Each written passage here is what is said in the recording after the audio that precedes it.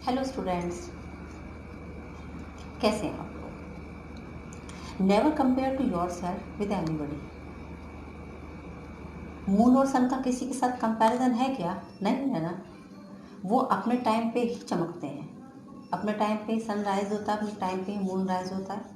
Comparison उनका किसी से नहीं है। सो डैट अपने आप को भी किसी से कंपेयर करने की कोई ज़रूरत नहीं है। आप जैसे हैं बेस्ट हैं। शेयर को कंटिन्यू करना है हमको आज फिर से। शेयर की सीरीज स्टार्ट है इस टाइम पे। लास्ट वीडियो से शायद आपको क्लियर हो रहा हो। आज चलते हैं issue of shares, consideration other than cash. Right, shares को इश्यू किया जाता है। कंपनी जब शेयर्स इश्यू करती है तो वो दो चीज़ों के लिए करती है। एक तो यूजली जैसे कैश आ जाता है, भाई शेयर इशू किए कैश आ गया, या फिर हम इशू करते हैं शेयर्स को इशू कर रहे हैं काइंड्स के लिए, यानी कि सामानों के लिए, मीन्स एसेट्स के लिए। ठीक है, या फिर दोनों चीज़ें हो सकती हैं, थोड़ा सा एसेट्स और थोड़ा सा कैश, मिक्स भी हो सकता है। सिंपल सी एंट्रीज पास होती हैं। जैसे ये है एसेट्स हमने परचेज की तो सन्डे एसेट्स टू वेंडर, है ना। अब जब हम वेंडर को पेमेंट करेंगे तो वेंडर को पेमेंट हम किस में करेंगे? शेयर कैपिटल में। ठीक है, हाफ ऑफ भी हो सकता है। जैसे हमने कहा 5 लाख की आपने अगर एसेट्स परचेज की है तो उसमें से 2,50,000 के शेयर्स हो सकते हैं और 2,50,000 का कैश हो सकता है। ये क्वेश्चन पर डिपेंड करता है आपके, तो आप यहाँ पर टू कैश लिख देंगे। ठीक है, क्वेश्चन भी जैसे समझा देते हैं। जैसे ए लिमिटेड परचेज एसेट से बी लिमिटेड से कितने रुपीज़ की खरीदी? उसने सिर्फ 99,000 की।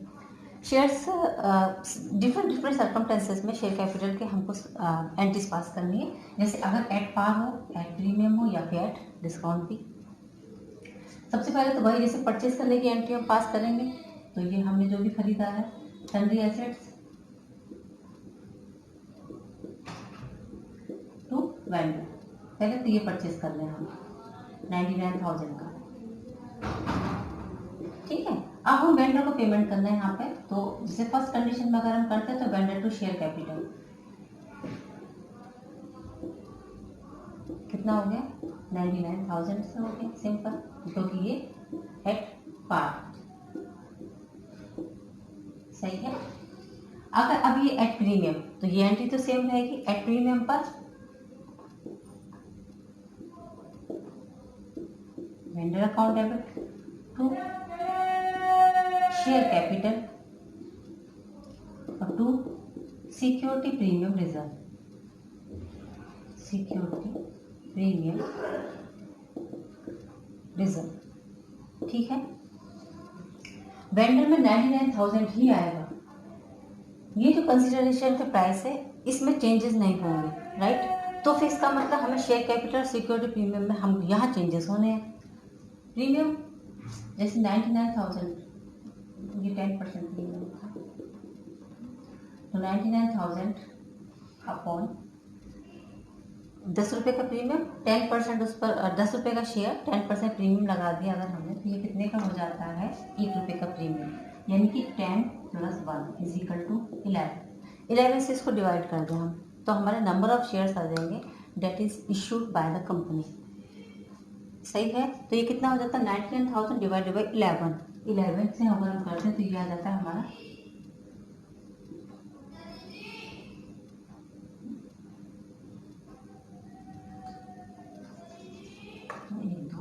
9,000 शेयर्स आ जाते हैं।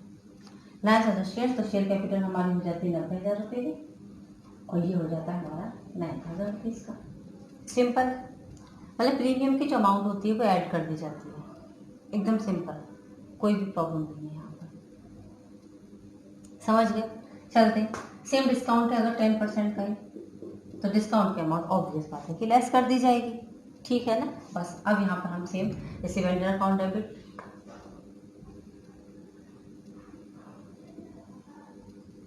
यूजुअली डिस्काउंट तो होगा ना, लेकिन हम आपको एंट्रीज यहाँ पे इसकी बता देते हैं ना।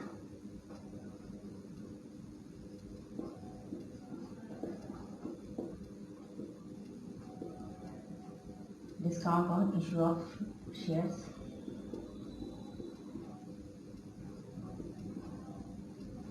To share capital.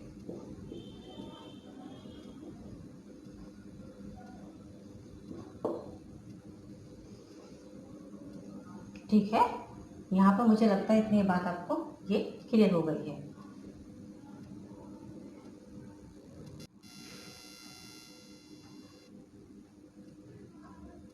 सॉरी थोड़ी सी नेटवर्क प्रॉब्लम है एक्चुअली। हाँ, हम अपनी बात कर रहे थे। चलिए अब डिस्काउंट में स्टार्ट कर देते हैं। तो डिस्काउंट पे भी सेम, देखो ये नहीं चेंज होगा, वेंडर का अमाउंट जितना उसको दिया गया वो नहीं चेंज हो सकता, वो तो हम सेम देते हैं। ये आ जाता है हमारा 10% डिस्काउंट के साथ, डिस्काउंट के साथ हो जाता है हमारा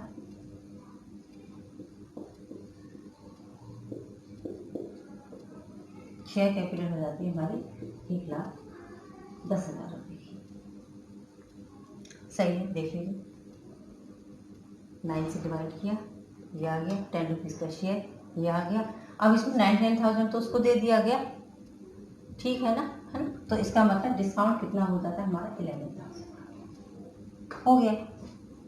ये ऐसे ही होते हैं, है ना। यहाँ पर हम क्या कैलकुलेट करते हैं, यहाँ पर हम नंबर ऑफ शेयर्स कैलकुलेट कर लेते हैं, कितने नंबर ऑफ शेयर्स यहाँ पे इशू किए गए। इस केस में सिर्फ ये तो एट पार था, कोई प्रॉब्लम ही नहीं थी, 9,900 थे।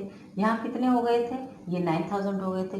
यहाँ कितने हो गए थे, यहाँ पे 11,000 हो गए। नंबर ऑफ शेयर्स तुरंत बदल जाते हैं। आप प्रीमियम पर इशू करते हैं, डिस्काउंट पर इशू करते हैं, या फिर आप एट पार इशू कर रहे हैं, ठीक है। Now this question is completed. चलते हैं आपको फॉरफीचर से रिलेटेड कुछ और आपको जानकारी दे दें। चल देखो, फॉरफीचर आखिर क्या होता है ना। जैसे कॉल सिनेरियो हमें पता है, कॉल सिनेरियो मीन्स जब कॉल या अलॉटमेंट के पैसे जिनके पास होते हैं, जो शेयर होल्डर्स होते हैं, वो पेमेंट नहीं कर पाते, किसी भी कारण से नहीं कर पाते हैं, तो कंपनी उनके शेयर्स को फॉरफिट मीन्स सीज कर लेती है। सीज मीन्स उनसे वापस ले लेती है, उसे कहते हैं फॉरफीचर करना, ठीक है। तो यहाँ पर क्वेश्चन आपको बता रखा होगा कि फॉरफिट कब किया गया। जैसे अलॉटमेंट के रुपए नहीं दिए, हमारा मिस्टर ए है 200 शेयर्स पर, उसने अलॉटमेंट के पैसे नहीं दिए। अलॉटमेंट का जब बैंक की एंट्री हम बनाएंगे, वहाँ पर हम उसको 200 शेयर्स के हिसाब से अलॉटमेंट का अमाउंट लेस कर देते हैं, यही होता है कॉल सिनेरियो। लेकिन उन्होंने कहा कि अलॉटमेंट के तुरंत बाद उसके शेयर्स को हमने फॉरफिट कर लिया, तो बस यहीं पर हमको एक फॉरफीचर की अलग से एंट्री पास करनी होगी, ठीक है बस। और उसके बाद जैसे नेक्स्ट, अभी इसमें स्टेप बाय स्टेप हम आगे बढ़ रहे हैं, धीरे धीरे आराम से समझे चीज़ों को। फॉरफीचर के बाद कंपनी उन शेयर्स को जो उसने फॉरफिट किया उनको रीइशू भी कर देती, दोबारा से इशू कर देती। तो इसके बाद 2 एंट्री और पास होती हैं, एक इशू की, और उसके बाद उस पर हुए लॉस या प्रॉफिट को हम कैपिटल रिजर्व में ट्रांसफर करते हैं, वो एंट्री और पास होती है। माने शेयर्स में अगर हम देखा जाए तो नंबर ऑफ एंट्रीज बहुत सारी नहीं है ना, बस उन्हीं एंट्रीज को थोड़ा थोड़ा उसमें एक पॉइंट और मॉडिफाई यहाँ हो जाता है। लेकिन अब जो हम शुरू कराने जा रहे हैं वो शेयर्स की थोड़ी सी टेक्निकल चीज़ें हैं, बस आप उन्हें आकर समझ गए, बस फिर क्या है, शेयर ऐसा हो ही नहीं सकता कि शेयर का कोई भी क्वेश्चन आपसे गलत हो जाए। तो चलते हैं फॉरफीचर की साइड।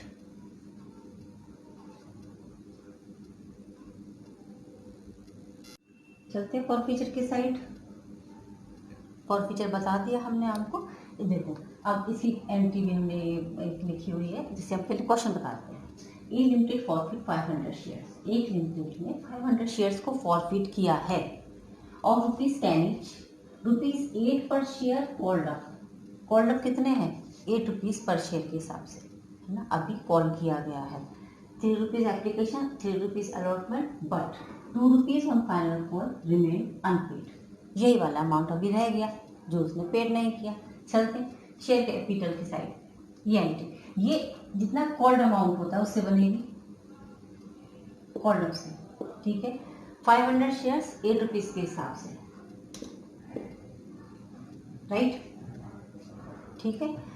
फॉरफिटेड अमाउंट में वो अमाउंट आता है जो रिसीव हो गया है, रिसीव्ड माने जो जितने हमने शेयर फॉरफिट किए हैं उन फॉरफिटेड शेयर्स ने कितने पेमेंट दे दिए, एप्लीकेशन दी है, अलॉटमेंट दिया है, फर्स्ट कॉल दी है, जो उसने दे दिया वो सारा फॉरफिटेड शेयर्स में डाल दो, ठीक है। तो इसने क्या क्या दे दिया, देखो इसने एप्लीकेशन भी पेड की और इसने अलॉटमेंट भी पेड किया, इसने दोनों चीज़ें पेड की हैं।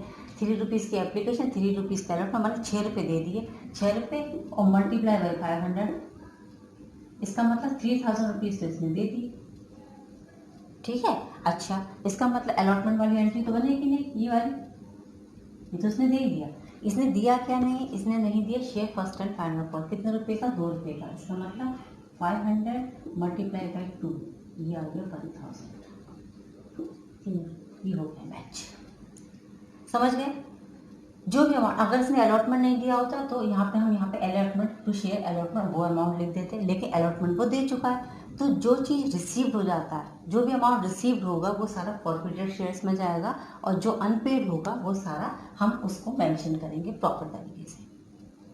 ठीक है, ये सिर्फ कॉल्ड अप अमाउंट भी 10 रुपये का शेयर है, लेकिन हम पूरा 10 रुपये वाला नहीं दिखा सकते क्योंकि अभी तक सिर्फ 8 रुपीज़ ही कॉल्ड अप किए गए हैं, तो कॉल्ड अप के हिसाब से बनता है।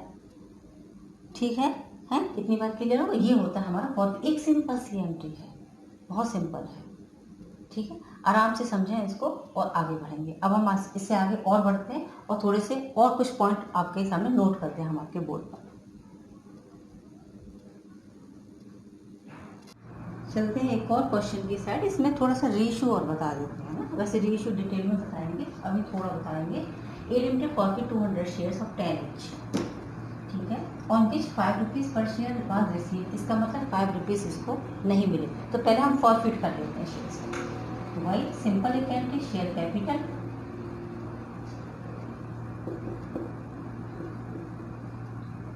To share forfeited. ठीक है, और टू, अब ये 5 रुपीज़ जैसे नहीं दिए, अब हमको ये भी नहीं पता कि किस चीज़ का नहीं दिए हैं, कि इस टाइप के क्वेश्चन बहुत आते हैं, तो पॉजिटिव एरिया लिख देते हैं इसका, राइट।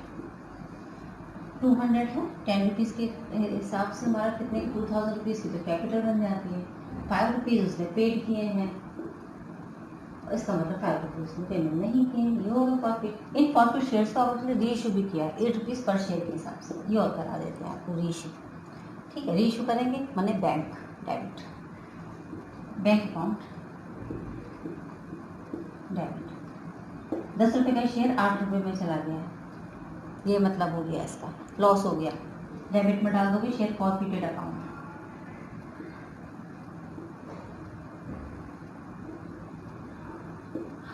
To share capital.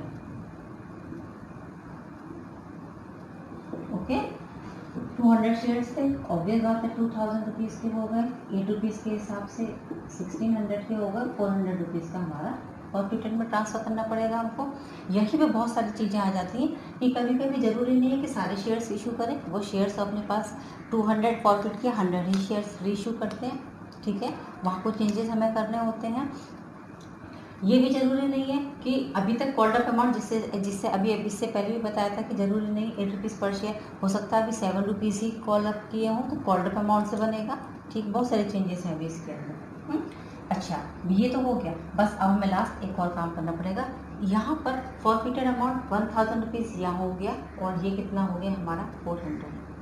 एक क्रेडिट में 1000 गया था, डेबिट में कितना हो गया 400, कितना रह गया ये 600। इसे हम कहाँ ट्रांसफ़र करेंगे, शेयर कैपिटल रिजर्व में।